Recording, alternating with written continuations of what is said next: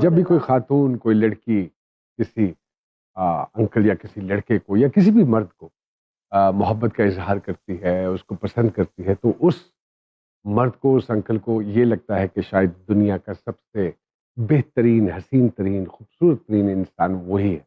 जबकि मशहूर अफसाना निगार कृष्णचंद्र ने कहा है अपनी एक किताब में कि हमेशा औरतें गधों को पसंद करती हैं, अक्लमंद को तो वो पसंद ही नहीं करती।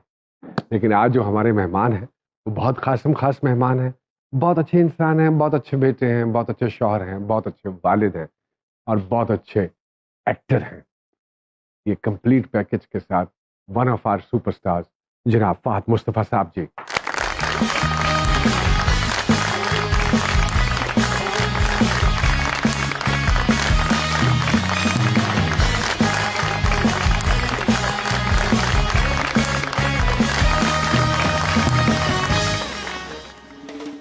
सर अस्सलाम वालेकुम। वालेकुम अस्सलाम भाई, कैसे हैं? खैरियत है? बड़ा मुश्किल है आपको पकड़ना।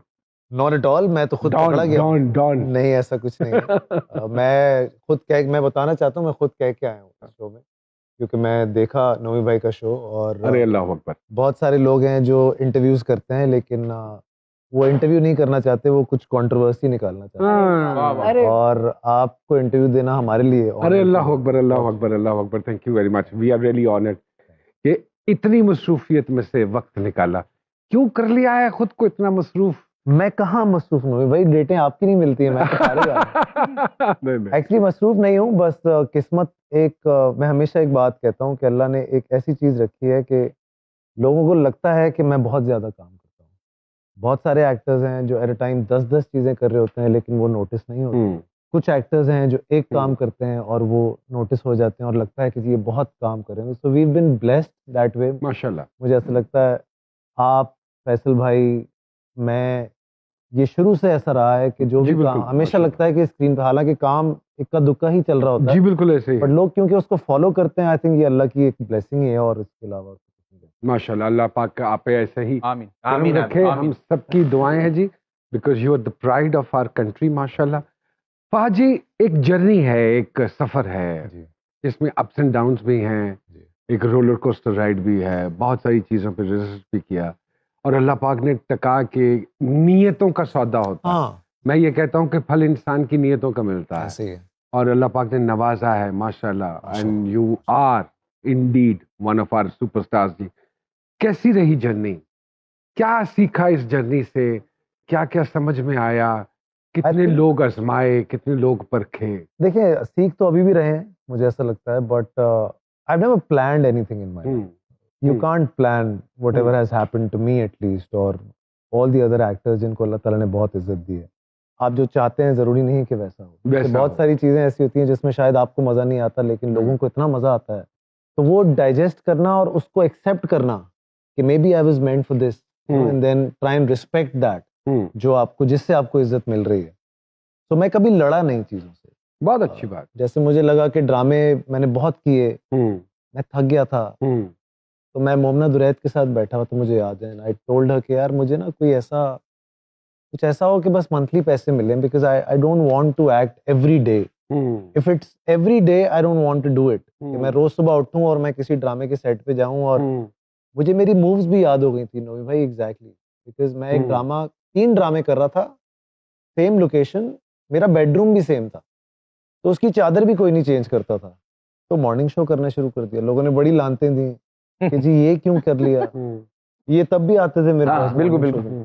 मुझे बनाया उसने मुझे डिसिप्लिन दिया, उसने मुझे पैसे की अहमियत समझाई। वाह। इफ यू हैव मनी तो आप you can start saying no to people, otherwise I was not able to do that. So true, so right. तो फिर प्रोडक्शन शुरू की and then I kind of diverted myself. लेकिन legacy तो ये वालिद साहब माशाल्लाह, और फिर वहां से मिली है। और फिर मैं अभी भी थोड़ा सा मुश्किल हो रहा है कि एक एक्टर का ये कहना कि नहीं यार अब रोज एक्टिंग नहीं होती। मुझे देखिए उसका रीजन है, मेरे अब्बा जब एक्टिंग करते थे तो उनको साल में 2 ड्रामे ऑफर होते होंगे, वो बड़ी मेहनत करते थे उन 2 ड्रामे। वो दौर भी तो एक ही चैनल होता था। एक ही चैनल होता था, but then they used to work hard for that 1 or 2 serials that they were doing, because they had to prove a point.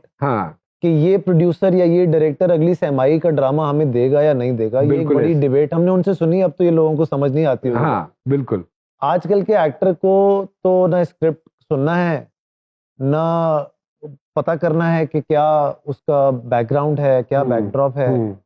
कपड़े और पैसे, ये दो चीजें हैं जो आपको आजकल चाहिए। तो मुझे लगता है वो बड़ा फर्क हो गया है। अब एक्टिंग वो एक्टिंग रही नहीं। फिर आपके सामने हर सेट पे आपको नुमान इजाज नहीं मिलेंगे, हर सेट पे आपको। मैं अभी भी एक ड्रामा में आप ही का देख रहा था, मैं एक चीज नोट कर रहा था, पीपल लाइक सानिया आपा, पीपल लाइक सबा हमीद और दो चार और लोग हैं।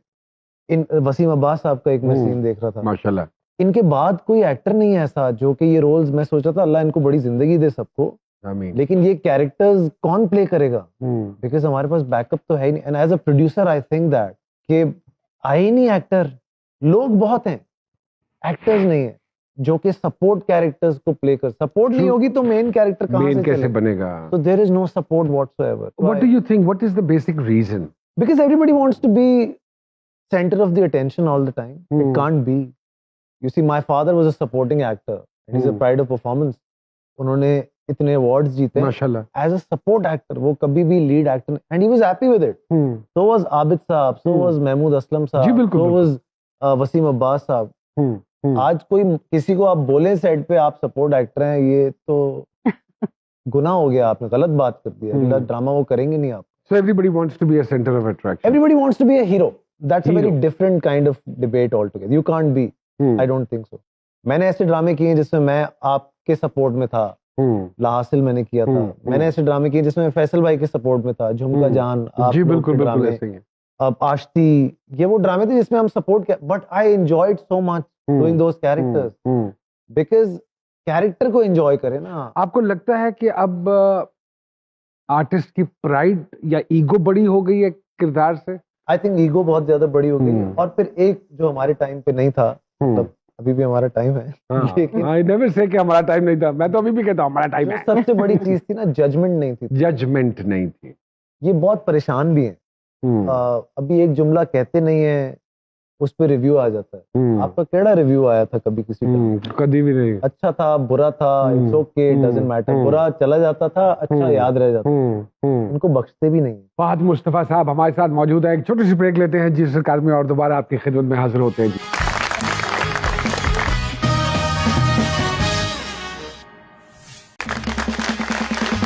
एक मरतबा फिर से खुशामदीद जी सरकार में। तो सर, जब भी कोई बच्चा घर का कोई फर्ज या कोई बेटा या आता है किसी फील्ड में, तो कोई ना कोई एक बड़ों की तरफ से नसीहत जरूर होती है।